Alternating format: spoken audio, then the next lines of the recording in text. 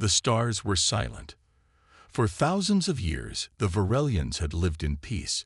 Their world was full of music, light, and soft winds. They were a kind and gentle species, more like poets than fighters. They believed in peace, in beauty, in harmony with the stars. But peace did not last. The enemy came without a name. No face, no reason. Just fire, smoke, and endless death. The Varelians tried to defend themselves, but they were not made for war. Their skies burned. Their oceans boiled. Their cities fell. The Varelians were almost gone. One small group of survivors hid in the mountains. Broken, hungry, scared. They had no army, no ships, only one thing: a weak signal system, thousands of years old, built long ago for science and exploration. Inside a small cave, Elder Saruman looked at the signal machine. His hands were shaking. "We must try," he whispered, "even if no one answers." "But what if the wrong ones hear it?"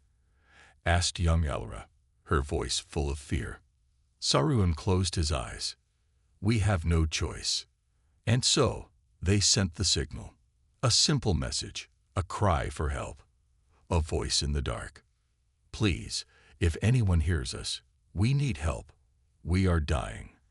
The message flew through space, past empty planets, dead suns, cold moons, until, after many years, it reached a place full of noise, full of fire, full of life. It reached Earth. But Earth was not like other worlds. On Earth, humans were always listening, always watching the stars. When the signal came, it was caught by an old military satellite. Within minutes, it was sent to high command. A man in a dark suit stared at the screen. His face was cold. His voice was calm. "Another distress call," he said, "from deep space." "Coordinates locked," said the officer beside him. "Should we ignore it?" The man thought for a moment. "No," he said. "Send a team. First Response Unit 7. They've dealt with situations like this." And with that order, the Deathworlders began to move. They were not called that by themselves. Other species gave them the name, Deathworlders, because Earth was not a gentle place. Everything on Earth tried to kill you. The animals, the weather, even the humans. They grew up in war, disease, hunger, fear. But instead of breaking, they became stronger, smarter, harder. Other races feared them. Even the ones with large armies spoke carefully when humans were near. And now, these humans were on their way. Back on the Virelian planet, clouds covered the sky. The sun was weak. Plants no longer grew. Elra sat outside the cave, staring up at the stars. "Do you think anyone heard us?" she asked. Saruman sat beside her. He looked older than ever. "I don't know," he said. "But sometimes, silence is better than the wrong answer." Just then, the ground began to shake. A sound like thunder rolled through the valley. Lights appeared in the sky, fast, sharp, red, and gold. The Varelians ran outside, watching in fear. Something was landing. Machines, ships, large and loud, metal giants from the sky. When the dust settled, they saw them. Humans. Tall, strange, wrapped in heavy suits, weapons on their backs, eyes behind glowing masks. The Varelians didn't know whether to run or bow. One human stepped forward. He removed his helmet. His face was full of scars. His eyes were cold, but not cruel. "I am Commander Wark," he said in a deep voice. "We received your call. We came to help."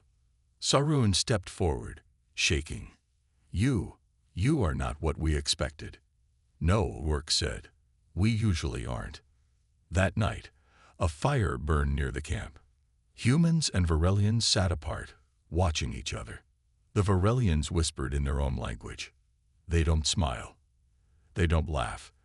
They carry weapons like they carry water.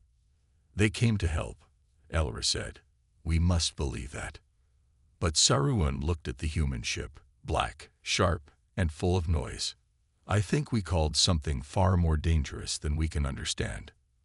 Far above, in space, more human ships were already coming. Not just doctors, not just builders, but soldiers. The signal was never just a cry for help.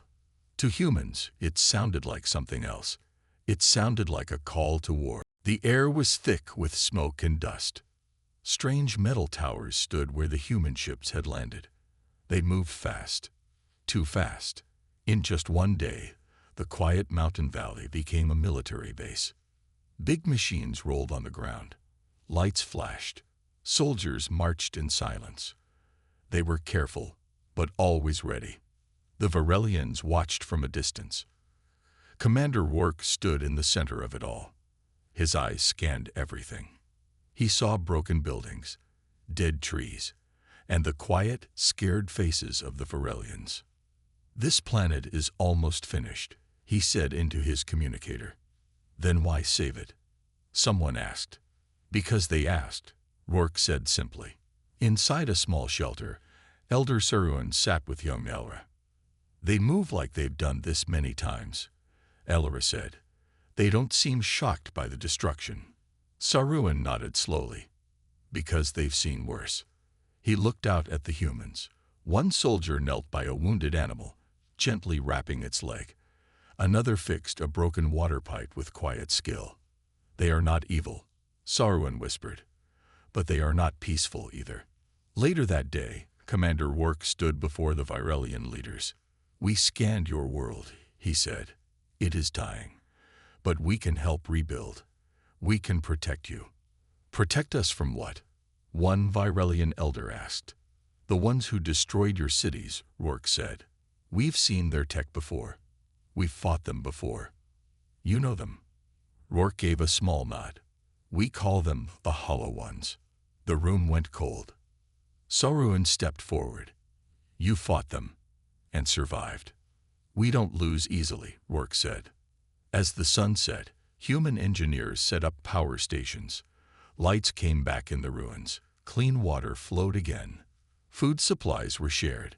Medical teams treated the sick. Some Varelians began to hope. Elra stood beside a human medic, watching how he healed her friend. "You are kind," she said softly. The man looked up. "Sometimes," he replied, "but only when we are allowed to be." She didn't understand what he meant, but not all the Varelians were happy. In secret, a group of them whispered in the dark. "These Deathworlders are too strong," one said. "They walk like kings. They speak like rulers. They say they are here to help," another replied. "Yes," the first one said, "but what happens when they decide to stay?" They began to plan. Back at the base, Commander Rourke looked up at the stars. A second fleet was already on its way. Warships. He didn't want to scare the Varelians, but Earth never sent just one team, especially when the Hollow Ones were involved. Rourke had fought them before. He remembered the sound they made: screeching metal, cracking bones, machines with no soul. The Varelians had no chance against them. But with humans, they might survive. Elra walked near the human base at night. The lights were bright, and the noise made her nervous. She passed by two soldiers cleaning their weapons. "They look like tools," she said quietly. A young soldier heard her and smiled. "That's because they are." "Do you use them often?" "Only when someone tries to take what's not theirs." She didn't know if that made her feel safe or scared. The next morning, something happened. One of the human weapons, a long black rifle, was left near a water barrel. A young Virelian child, curious and innocent, picked it up. The gun was heavy. The child fell, and the weapon hit the ground. Bang! A loud shot exploded in the air. Soldiers shouted. Alarms rang. Humans ran from all directions. A soldier, thinking it was an attack, fired a warning shot into the trees. A Virelian guard screamed and fell. Panic. Screams. Confusion. Saruan rushed out. "Stop. It was a mistake." Rourke's face was hard as stone. "Who touched the weapon?" The crying child stepped forward. His small hands were shaking. Rourke looked at the boy, then at the dead Virelian guard. Then he turned to his men. "Stand down," he ordered. The humans lowered their weapons, but the damage was done. That night, the camp was quiet. The humans stayed in their ships. The Virelians sat in silence. Trust had cracked. "They said they came to help," one Virelian whispered, "but look how fast they killed one of us." "They are not like us," Saruan said. "They are something older, something harder." Elra looked up at the stars. "What have we done?" Far above, the human warships reached the edge of the system. Commander Rourke received a message. "Stand by," it said. "War is coming." Rourke closed his eyes. The signal had been answered.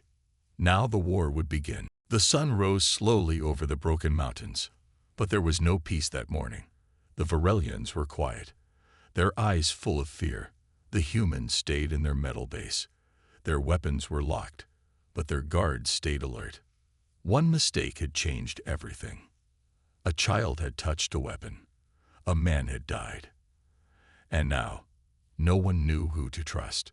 Commander Rourke stood outside the base. His face was cold, but his heart was heavy. He didn't want this. "We are not here to fight them," he told his team. "But we can't look weak either.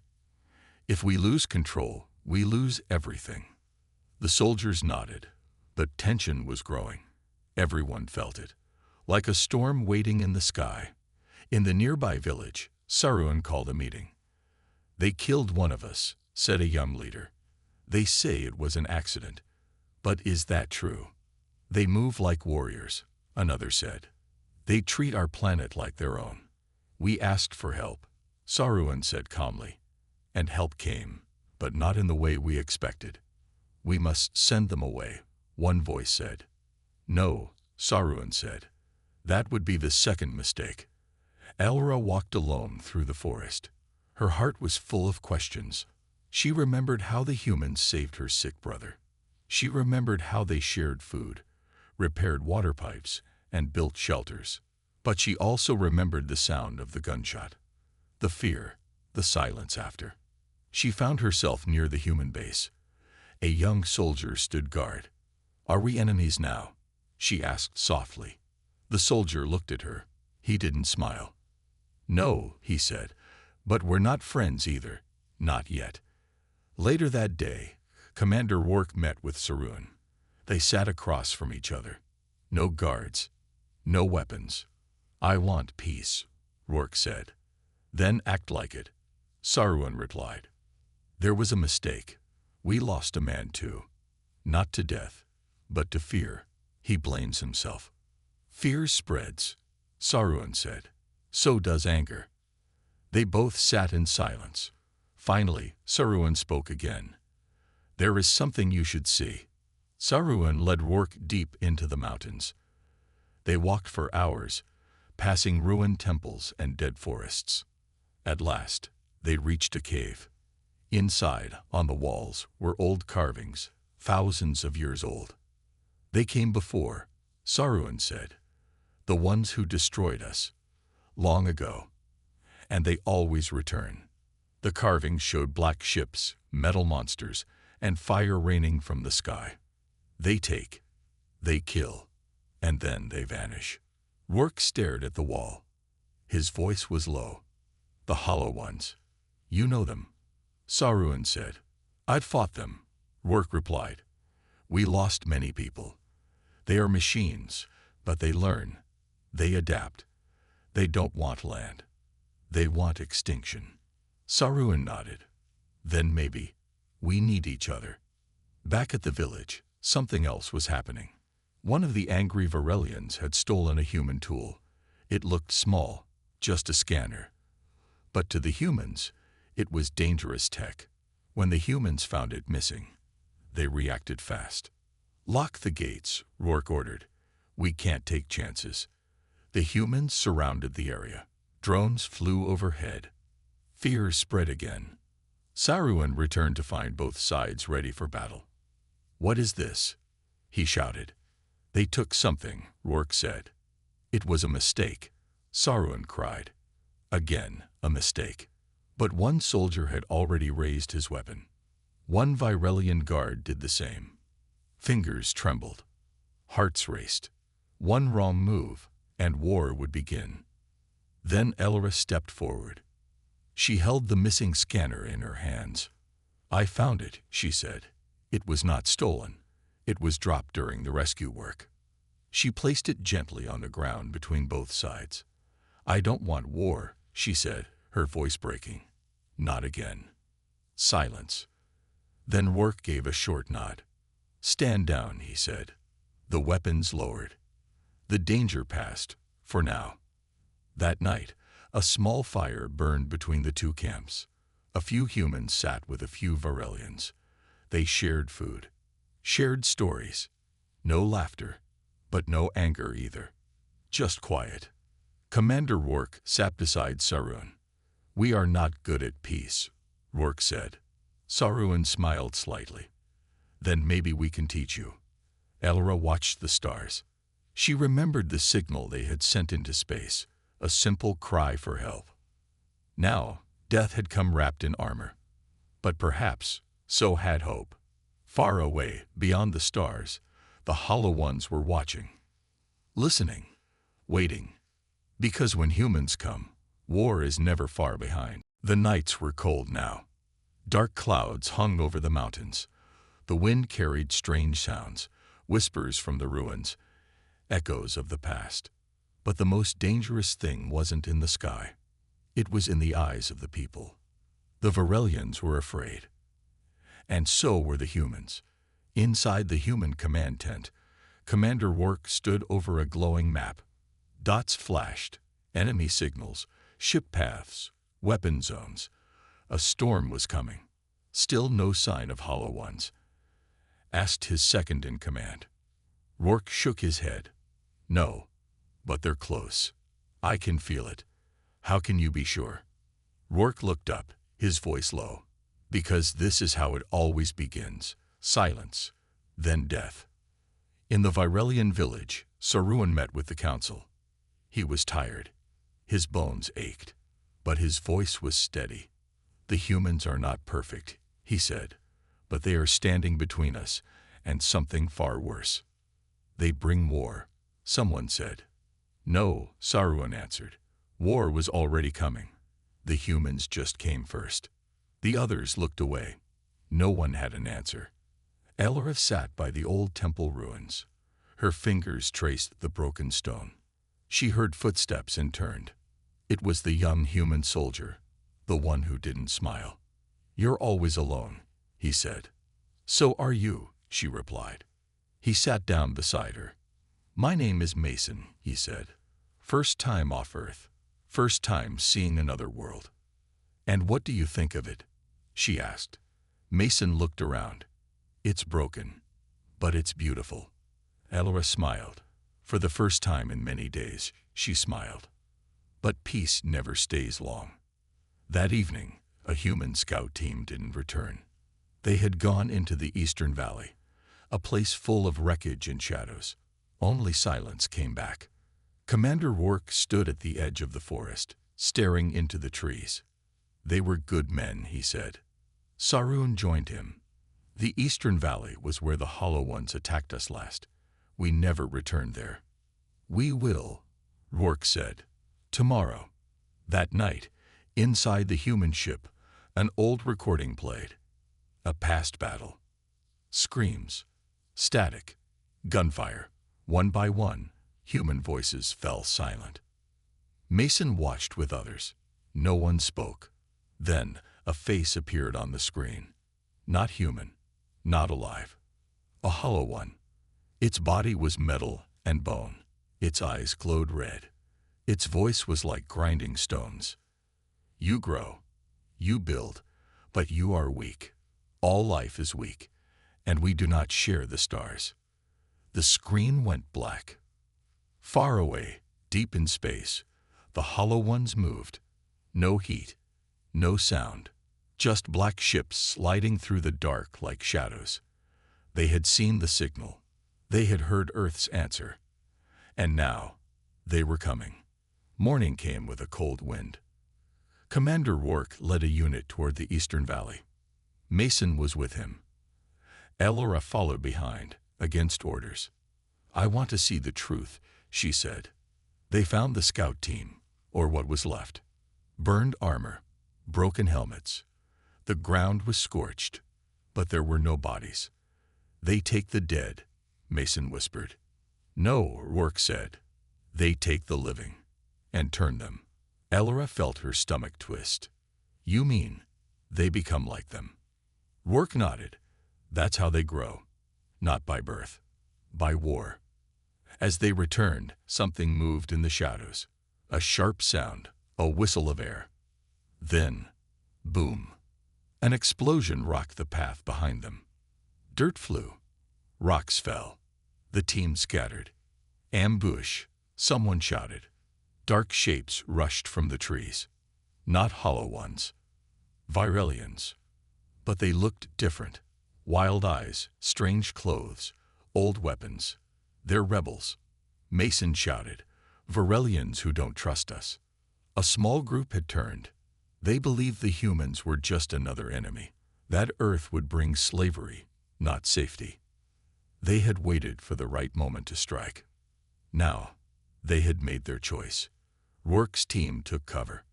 "Hold your fire," he shouted. "They're not machines." But the rebels did not stop. Elora stood in front of Mason, arms raised. "Stop, please. We are not your enemies." One rebel aimed at her. Then, crack, a single shot rang out. The rebel dropped. Everyone froze. Saruman had arrived. He held a small, ancient weapon in his hand. He had fired. "I am tired of death," Saruman said.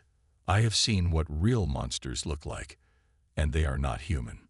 The rebels dropped their weapons. Some wept. Some ran. Some stayed behind. That night, there was no celebration. Only silence. More fear had entered the hearts of both sides. Not just fear of the hollow ones, but fear of each other. In the sky, the first shadow passed across the moon. A hollow one scout, watching, waiting. The fear was real now. And soon, it would become war. The moon turned red that night. Not from blood, but from the fires burning in orbit. A human scout ship had been destroyed. No warning, no escape. Commander Rourke stared at the screen inside his command room. The image was clear.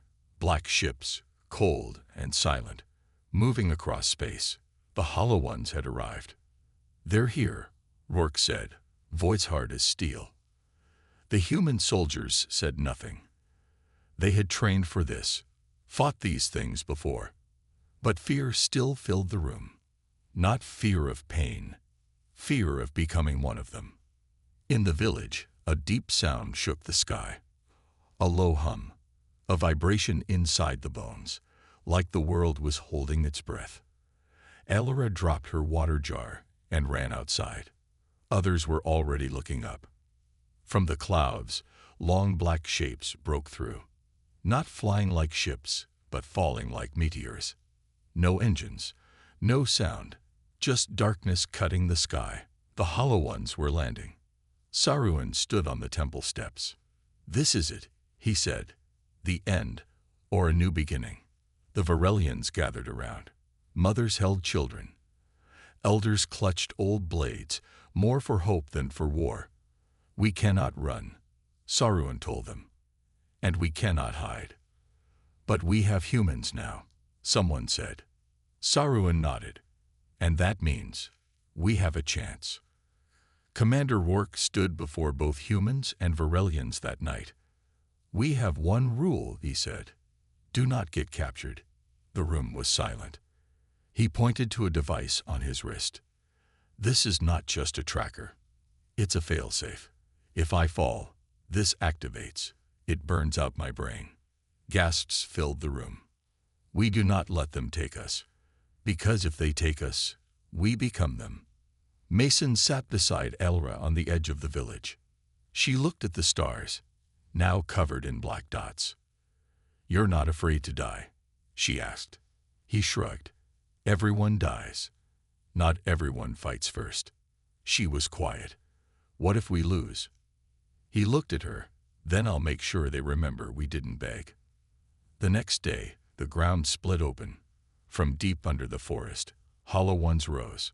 Tall, armored creatures, half machine, half flesh.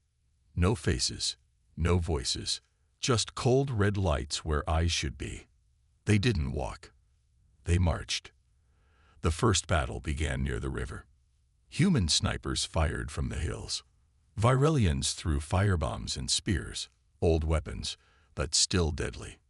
The hollow ones advanced without fear. They didn't bleed. They didn't scream. They just kept coming. Mason fired round after round, sweat running down his face. One hollow one fell. Another walked over its broken body. Then one reached him, fast, too fast. It grabbed his arm. The cold metal burned his skin. Elra screamed. Before the hollow one could drag him away, boom! Rourke arrived, blasting it apart with a heavy cannon. "Move," he shouted. They ran. By nightfall, the village burned. Bodies lay everywhere, human, Virelian, hollow. But the defenders held the center. Sauruan walked among the wounded. He sang an old song, one from before the war. A song of stars and peace. Rourke sat against a wall, cleaning his weapon. He had blood on his face. Not his. "We're not winning," Mason said. Rourke nodded. "We're not losing either." But deep in the forest, something new woke up. A larger machine. Taller than any tree. Covered in stolen armor. Its chest full of moving, trapped faces. A Reaper unit. A hollow commander. It turned its head toward the village. And began to walk. Inside the human ship, alarms rang again. Unnatural movement detected. Unknown unit approaching. Estimated destruction radius. Total. Commander Rourke stood slowly. He pressed a red button. Activate Omega Protocol. In orbit, the second Earth fleet arrived. Dozens of ships, all armed, all ready. But Rourke's message was clear. "Wait, we're still down here." They could not strike yet, because this war was not just about winning. It was about proving that even on the edge of death, humanity still stood. The Reaper unit reached the village edge by dawn. It raised one arm. Metal claws opened wide. But before it struck, Rourke, Mason, and a squad of soldiers charged. Behind them, Virelians with fire and ropes and ancient courage. They would not let their home fall. Not today. The machines felt no fear, but the humans did. And still, they ran toward death. Because when machines feel nothing, humans feel everything. The Reaper unit raised its arm again. Its clawed fingers lit up, hot, red lines glowing across the steel. One strike, and the village would be gone. But then, a roar shook the sky, a sound deeper than thunder, louder than any storm. Everyone looked up. The clouds split apart, and through the fire and smoke came the ships of Earth. Metal wings burned across the sky. Bombers, gunships, drones, machines of war built by humans for one purpose: to end monsters. The Reaper turned its head. It saw the sky on fire. And for the first time in its long dead life, it paused. "All unites, fall bask." Rourke shouted into his comm. Soldiers and Virelians dove for cover. Moments later, boo-oo-oo-mm. Missiles rained down. The Reaper was swallowed in flame. The ground shook like it was screaming. Trees snapped. Rocks exploded. For a few heartbeats, there was nothing but fire. When the smoke cleared, the Reaper was still standing, burned, broken, but alive, and angry. It opened its chest, revealing dozens of trapped, twisted faces inside. They screamed, not with voices, but with pain. It was using the souls it had taken, trying to copy what it could never feel, trying to be human. Commander Rourke wiped blood from his cheek. He saw the Reaper rising again, and he knew airstrikes wouldn't be enough. He grabbed a heavy backpack. "What are you doing?" Mason asked. "Finishing it," Rourke said. "That thing will kill you." Rourke looked at the sky, then at the burning village. "I'm already dead if I let it live." Elora stood beside Mason. "He's going alone," she whispered. "We can't let him." But Rourke was already walking toward the Reaper. Each step slow, heavy, brave. The humans behind him didn't cheer. They just watched, in silence. As Rourke walked, the Reaper turned. It spoke, not with a real voice, but with stolen ones, clipped, cold, broken. "You feel fear. You feel pain. That makes you weak." Rourke stopped. He took off his helmet. Blood ran down his forehead. His eyes were tired, but full of fire. "I feel something you never will," he said. "I feel love." Then he ran, straight toward the Reaper. It raised one arm to strike, but he was already under it, climbing, crawling, blasting through metal. He opened the pack. Inside, a bomb, a human-made fusion core. It would destroy the Reaper from the inside, and probably him too.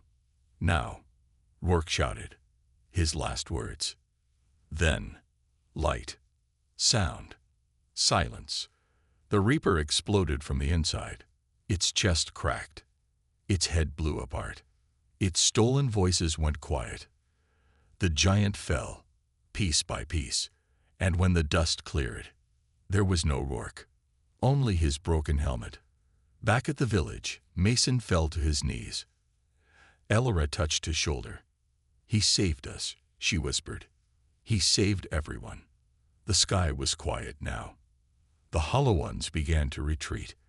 Their ships left orbit, slow, confused, like they couldn't understand. They had never lost like this before, because they had never fought humans and hearts together. Later that night, Saruman spoke to the people. "To be brave is not to be without fear," he said. "It is to fight while afraid." He held up Rourke's helmet. And today, one human showed us what true bravery means. The village burned low now, not in fear, but in warmth. Virelians and humans sat together. No more speeches, no more anger. Just food, light, and quiet tears. Mason sat with Elra. He looked at the stars again. One was brighter than the others. "That's Earth," he said. "My home." "Your people are strong," Elra said softly. Mason shook his head. "No, we're just stubborn." Far away, in the Hollow One's dark space, the Reaper's death echoed like a silent scream.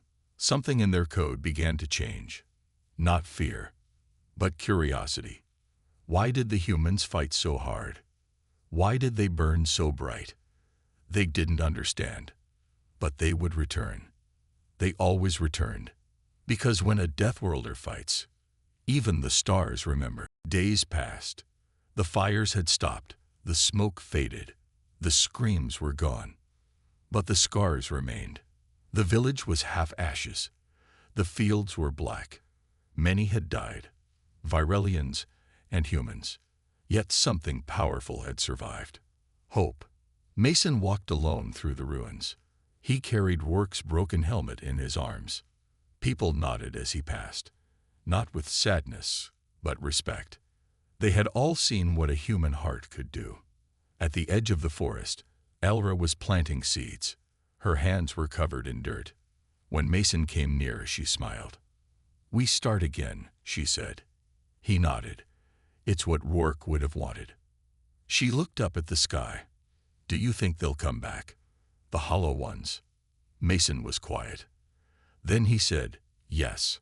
Far in space, in the cold silence where light barely reached, the Hollow Ones were repairing, thinking, changing.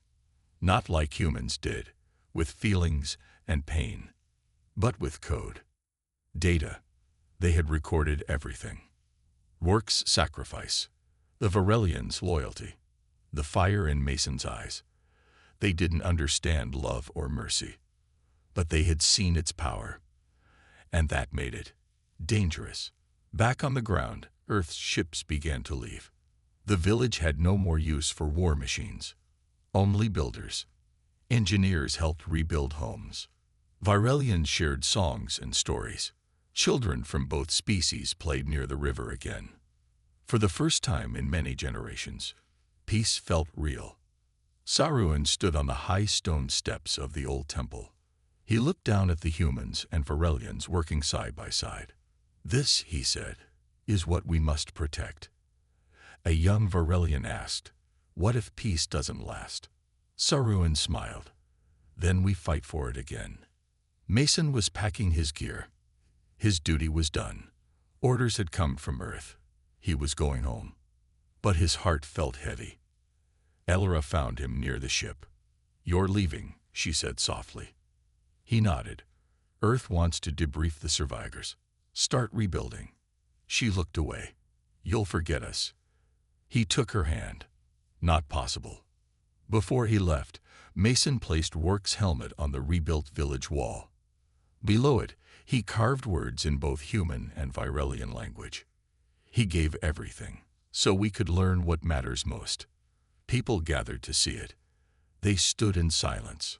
Some touched the metal gently, as if saying thank you. As the human ship lifted into the sky, Elra watched until it was just a star again. Behind her, the children sang one of the old Varelian songs, but they had added a new line, one from Earth. "Even in the dark, we carry fire." Far above, deep in hollow space, one machine stared at the stars longer than the rest. Its body was broken, its mind damaged, but it remembered something. A voice, a human's last words. "I feel love." The machine didn't know what that meant, but it stored those words. And somewhere, in its cold artificial heart, something changed.